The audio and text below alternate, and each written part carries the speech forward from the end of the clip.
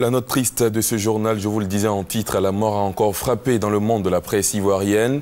Le président, directeur général du groupe Olympe, de retour d'un week-end à Assini, à bord de son aéronef, a trouvé la mort dans le crash de l'avion dont il était lui-même le pilote.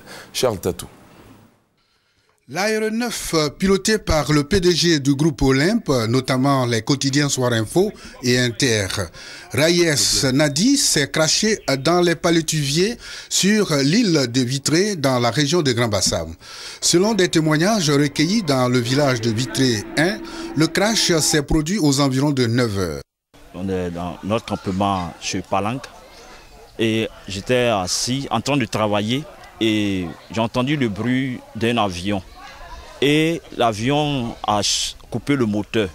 Et en reprenant, ça a eu un bruit comme si quelque chose qui avait explosé. Mais on entendait toujours le bruit de l'avion. Et les 2 minutes qui ont suivi, on a entendu un gros bruit comme si quelque chose qui était tombé. Et c'était alors qu'on est parti sur les lieux, essayer de voir l'endroit, localiser le lieu où l'avion est tombé. Une équipe de SAMU et des éléments des différents corps de sécurité impliqués dans l'intervention de ces genres d'accidents ont été déployés sur les rives de la lagune à Vitré 1. Près de 3 heures pratiquement pour ramener le corps sans vie du PDG du groupe Olympe au village, tant l'accès au lieu du crash est difficile. Il a fallu des jeunes volontaires partis en pirogue pour appuyer les 3 sauveteurs venus en hélico.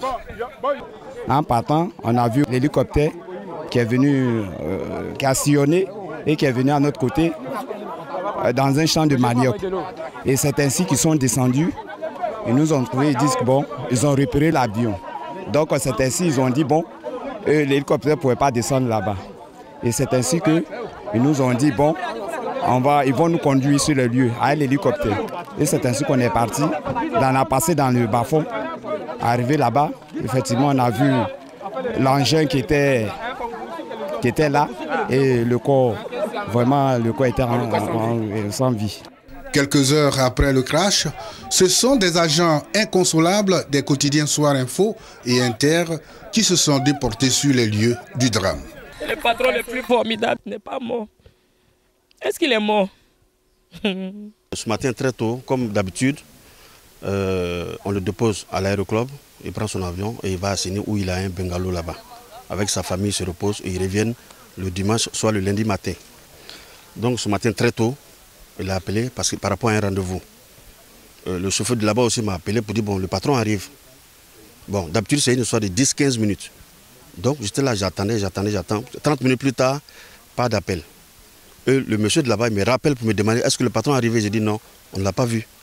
J'appelle à l'aéroport, à l'aéroclub. Il m'a dit c'est pas bon. C'est pourquoi je suis allé là-bas, essayer de prendre des renseignements. Il m'a dit effectivement que le patron est tombé avec son avion. Pour l'heure, une enquête est ouverte pour élucider les circonstances dans lesquelles cet accident s'est produit.